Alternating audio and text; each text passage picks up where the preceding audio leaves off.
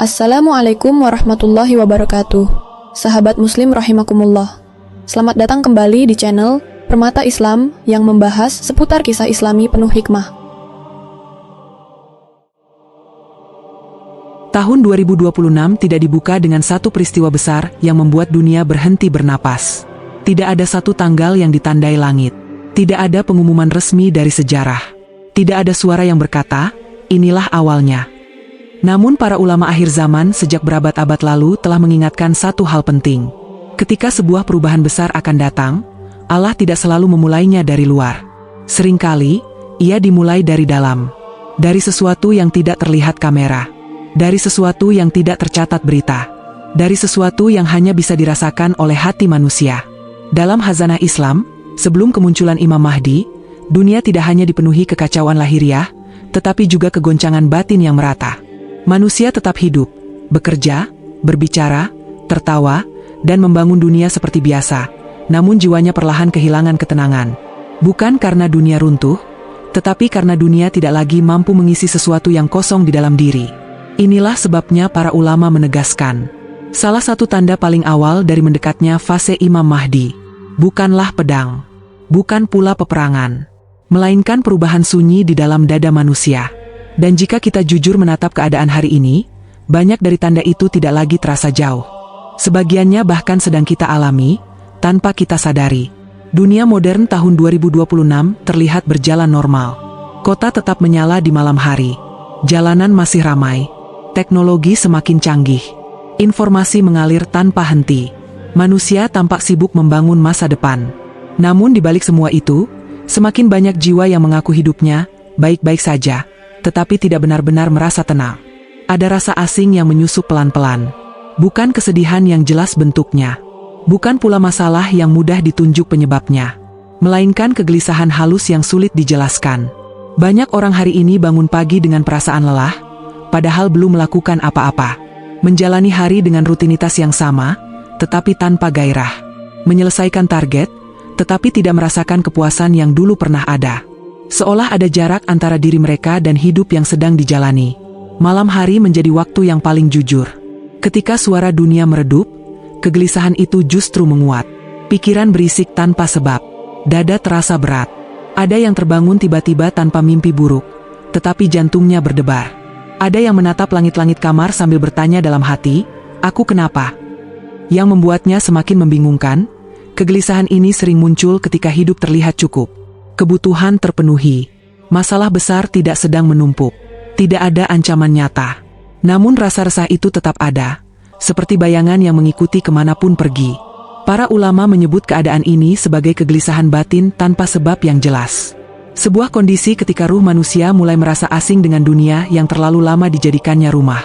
Ketika hati tidak lagi menemukan ketenangan di tempat yang dulu ia anggap tujuan. Hal-hal yang dulu menyenangkan kini cepat membosankan. Hiburan hanya memberi jeda singkat, lalu kosong kembali. Pencapaian terasa datar. Bahkan kebahagiaan pun terasa rapuh, mudah runtuh oleh pikiran-pikiran yang datang tiba-tiba. Di titik ini, muncul pertanyaan-pertanyaan yang tidak berasal dari logika, tetapi dari kedalaman yang lebih sunyi. Untuk apa semua ini? Kemana arah hidupku? Jika aku mati malam ini, apa yang benar-benar kubawa? Pertanyaan-pertanyaan seperti ini bukan tanda kelemahan. Dalam banyak penjelasan ulama, justru ia adalah tanda bahwa hati masih hidup. Bahwa ruh mulai menolak dunia sebagai tujuan akhir. Dan ketika kegelisahan seperti ini menyebar luas di satu zaman, itu bukan lagi sekadar pengalaman pribadi. Itu adalah isyarat. Namun bersamaan dengan kegelisahan yang membangunkan ini, muncul tanda lain yang justru mematikan secara perlahan. Tanda yang tidak selalu terasa menyakitkan, bahkan sering terasa nyaman, yaitu matinya rasa terhadap dosa. Hari ini, dosa tidak lagi terasa berat. Bukan karena manusia tidak tahu mana yang benar dan mana yang salah. Bukan karena agama hilang dari lisan. Banyak orang masih beribadah, masih menyebut nama Allah, masih berbicara tentang iman dan akhirat. Namun di dalam hati, ada sesuatu yang berubah. Rasa takut itu menipis.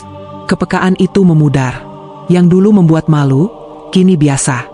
Yang dulu disembunyikan, kini dipertontonkan. Yang dulu ditakuti, kini dibela dengan berbagai alasan. Para ulama menjelaskan, ketika hati masih hidup, dosa melahirkan penyesalan. Ketika hati mulai menumpul, dosa melahirkan pembenaran. Dan ketika hati mati, dosa melahirkan kebanggaan. Inilah kondisi yang paling berbahaya. Karena pada tahap ini, manusia tidak lagi merasa perlu kembali. Ia merasa baik-baik saja. Padahal justru disitulah jarak dengan Allah semakin jauh.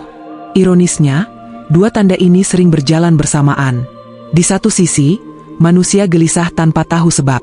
Di sisi lain, dosa tidak lagi terasa berat.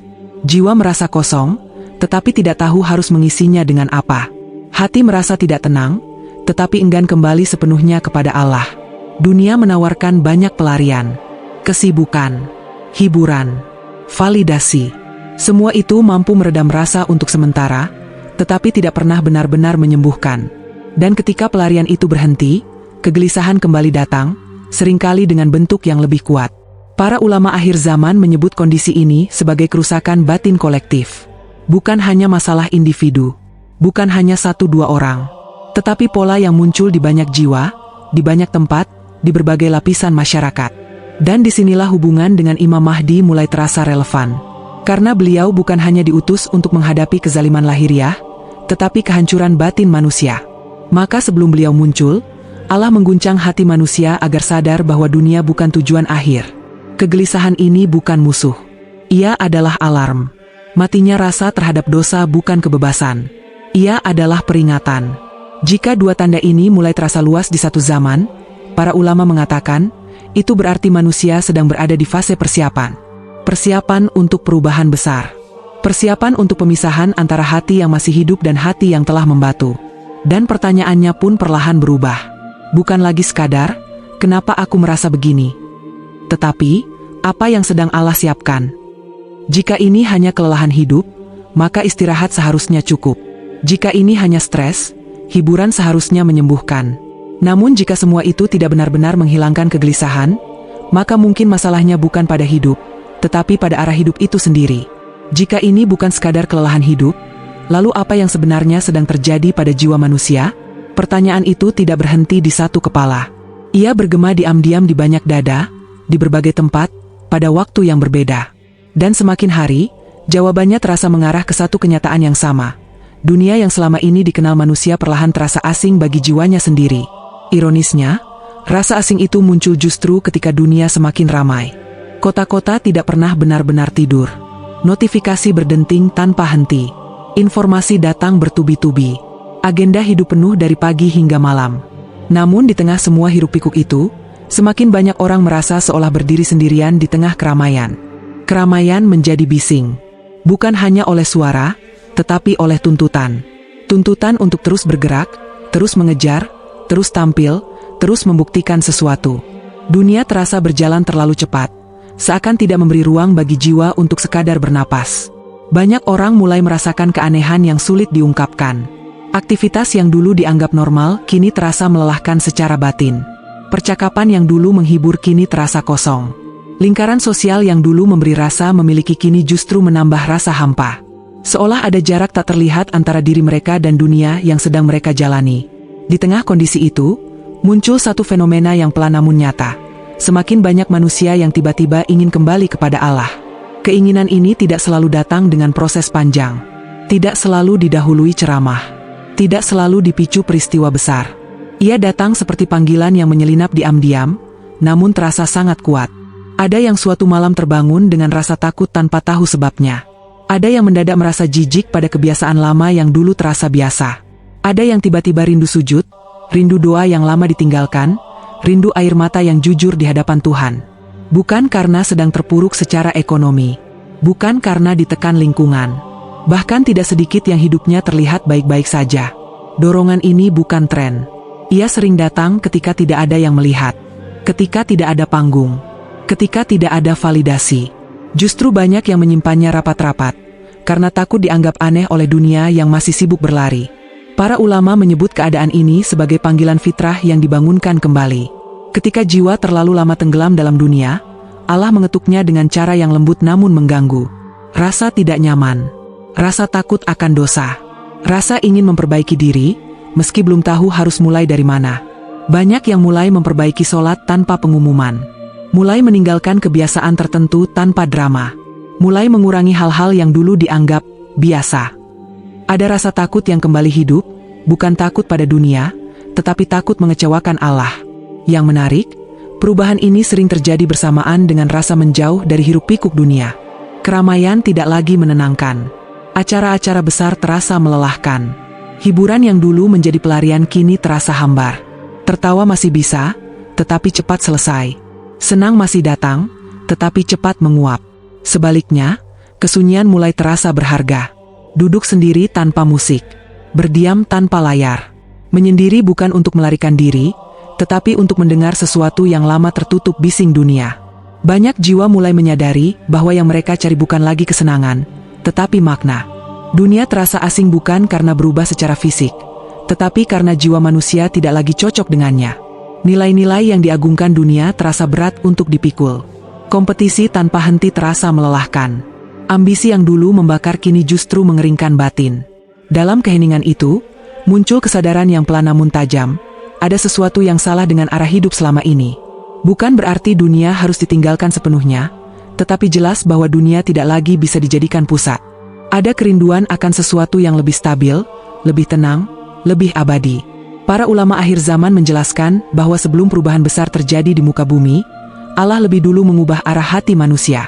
Dunia dibuat rasa sempit bagi jiwa-jiwa tertentu, agar mereka mulai mencari keluasan di tempat lain. Bukan di luar, tetapi ke atas. Inilah sebabnya mengapa gelombang kembali kepada Allah sering datang bersamaan dengan rasa keterasingan terhadap dunia. Ketika satu pintu perlahan ditutup, pintu lain dibuka. Ketika kesenangan dunia tidak lagi memuaskan, rasa rindu kepada Allah tumbuh tanpa perlu dipaksa. Namun perubahan ini tidak selalu nyaman. Banyak yang merasa terombang-ambing di tengah prosesnya. Tidak sepenuhnya betah di dunia lama, tetapi belum sepenuhnya tenang di jalan baru.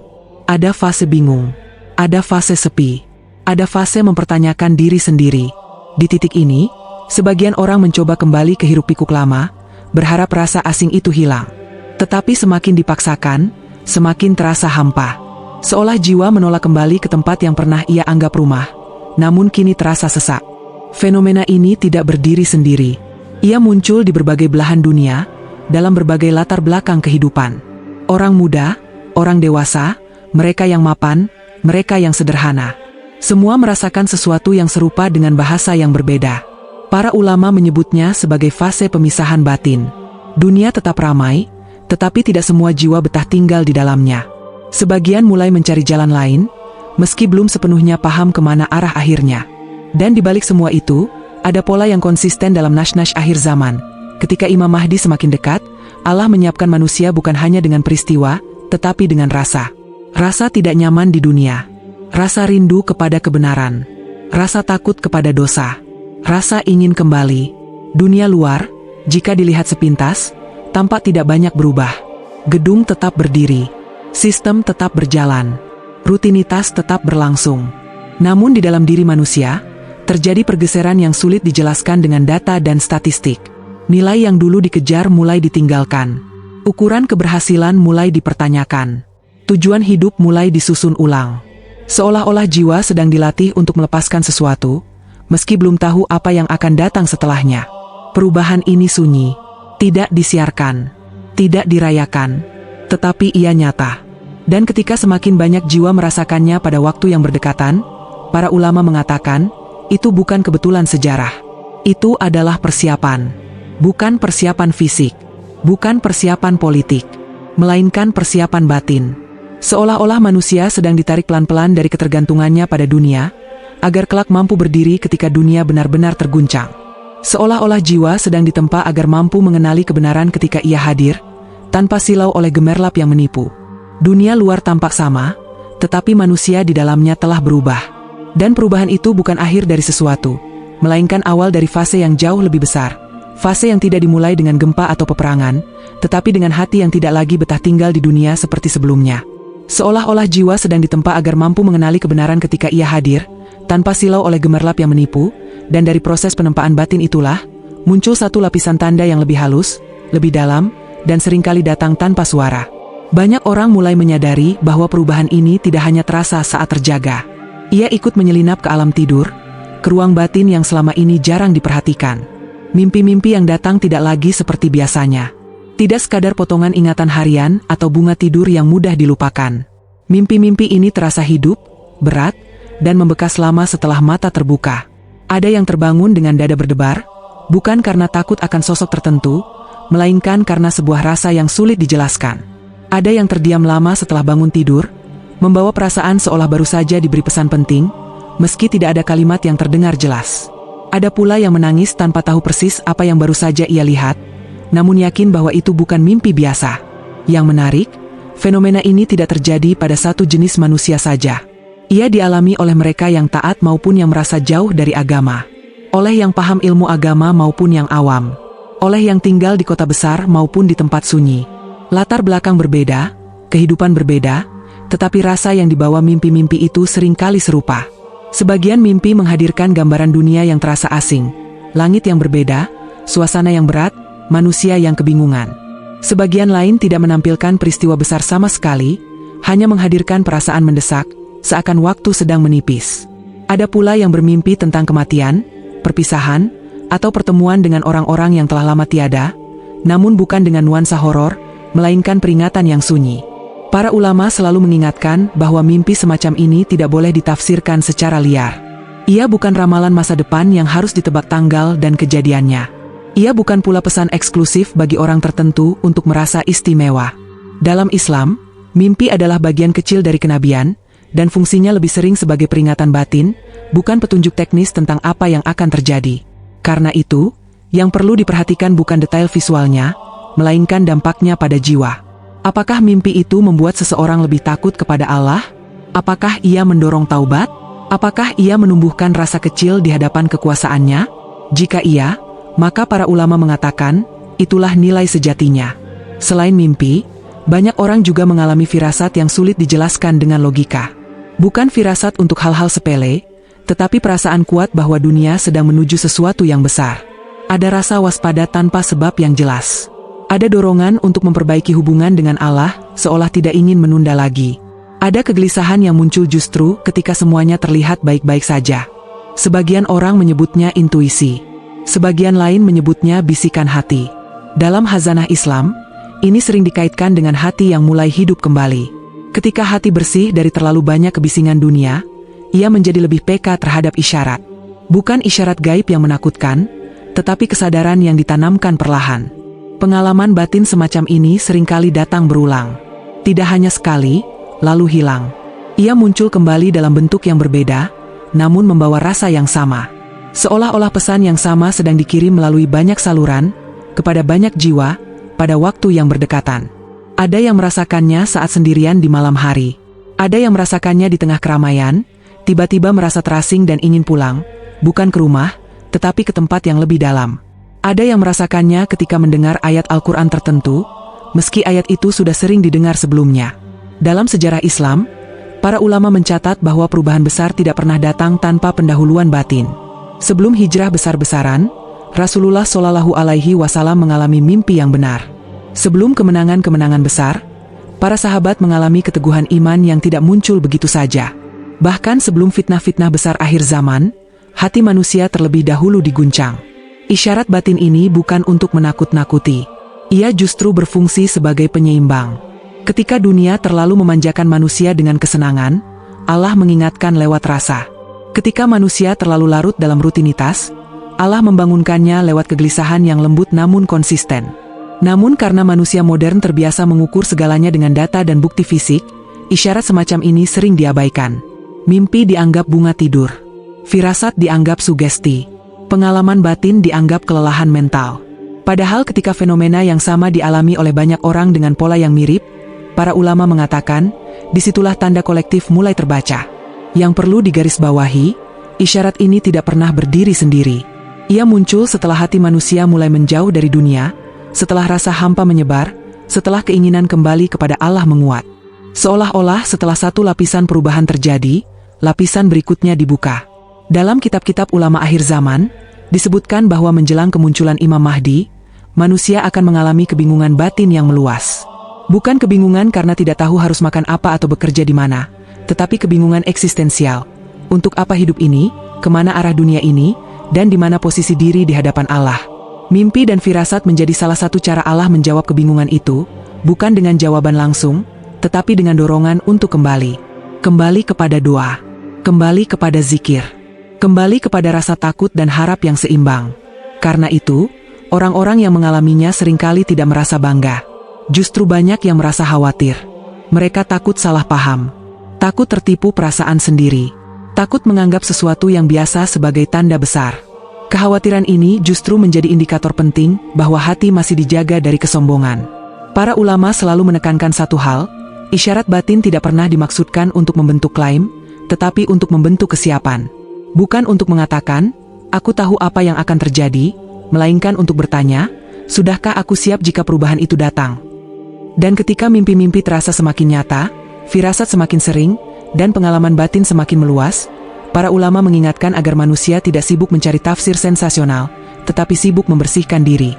Karena dalam sejarah Islam, mereka yang selamat dari fase-fase besar bukanlah yang paling tahu, melainkan yang paling siap secara iman. Isyarat-isyarat ini tidak berteriak, tidak memaksa, tidak mengetuk pintu dengan keras.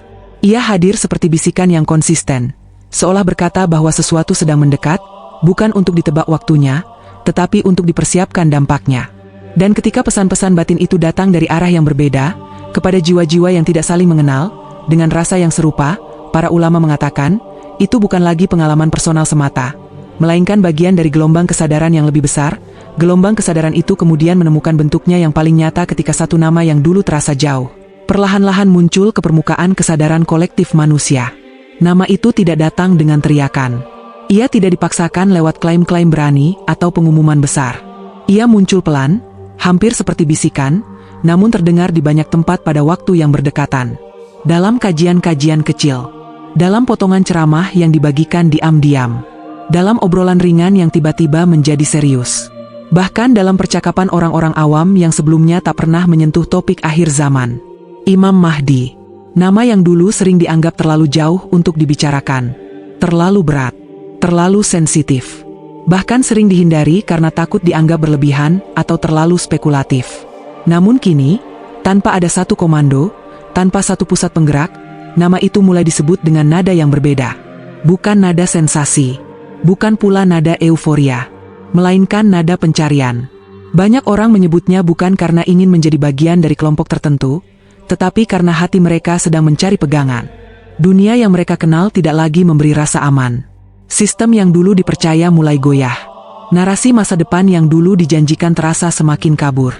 Dan ketika manusia kehabisan sandaran di bumi, mereka mulai menengadah ke langit, mencari janji Allah yang belum terpenuhi di mata manusia, tetapi pasti di sisinya. Kajian tentang Imam Mahdi yang dulu sepi, kini dihadiri dengan wajah-wajah yang tidak sedang mencari sensasi. Wajah-wajah lelah. Wajah-wajah yang sudah terlalu lama menyaksikan ketidakadilan. Wajah-wajah yang tidak lagi bertanya bagaimana cara menang di dunia, tetapi bagaimana cara selamat bersama iman. Di media, nama itu muncul bukan hanya sebagai judul provokatif, tetapi sebagai bahan diskusi serius. Orang-orang mulai bertanya dengan nada yang lebih dewasa. Bukan, kapan dia datang, tetapi, apa makna kemunculannya bagi kondisi kita hari ini? Bukan, siapa dia, melainkan, mengapa dunia perlu sosok seperti itu?